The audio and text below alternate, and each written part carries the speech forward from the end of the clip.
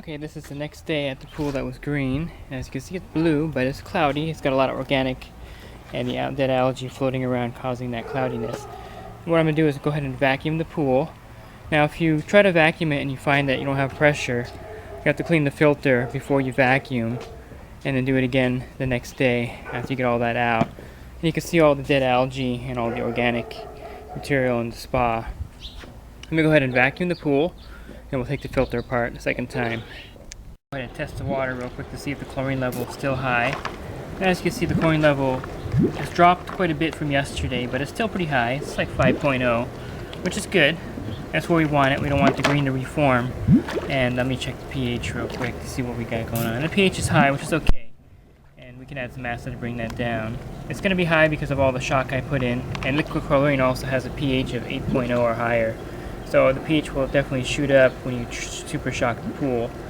And I'll go ahead and vacuum it right now and see what we got. Okay, before you vacuum the pool, make sure you skim the bottom and make sure there's no gigantic organic debris. Sometimes you can't see too well, and there might be giant leaves in there that will make vacuuming difficult.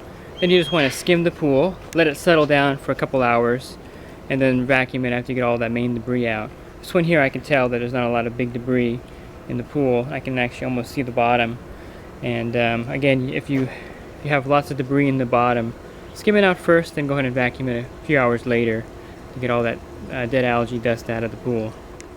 Now, if you do check the chemicals the next day and find that it's zeroed out, which does tend to happen sometimes if there's a lot of organic debris or a lot of extra algae on the bottom, it'll zero out again. So just go ahead and shock it again and put some more yellow trine in, and that should take care of it. I would, if it was zeroed out and it still was cloudy like this, I would put maybe a couple gallons of liquid chlorine and a couple bags of shock in with maybe 2 capfuls of yellow trine to kind of get rid of the rest of the algae. So again, if it's zeroed out the next day, go ahead and give it a little bit of a shock again, which may tend to happen. This pool fortunately has still chlorine in it the next day, and quite a bit, so that's a good sign that the thing is going to bounce. This pool will bounce back fairly rapidly.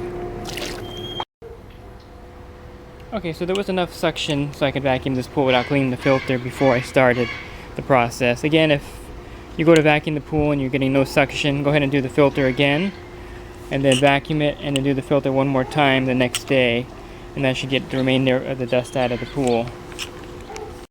Okay, after I vacuum the pool, I'm going to give it a quick brush down just to loosen up any leftover algae that I may have missed. Since I couldn't see the bottom or see the pool yesterday, I'm going to hit it one more time with the brush.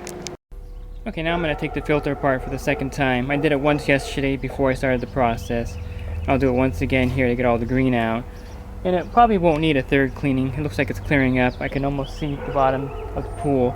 So 2 filter cleanings for this pool should be sufficient. And the filter is pretty dirty with all that organic and green debris that I sucked up. So let me go ahead and hose these off. As you can see, the cartridge actually cleaned a lot better today with the chlorine in there, and it got all that off. So it's much cleaner than it was yesterday with the chlorine working to get rid of the green and the organic. Okay, so that filter came out a lot cleaner than yesterday with the chlorine helping to loosen up all that. You want to also empty the pump basket one more time before we start everything up. And one more thing about the filter, make sure you check to make sure that the cartridges are intact, and if you have a DE filter, make sure there's no cracked ribs that will leak DE back in the pool or debris. That's one contributing factor to the green pool. So if it's not a tight filtering system, your pool will tend to turn green as organic material flows directly back into the pool without being filtered out.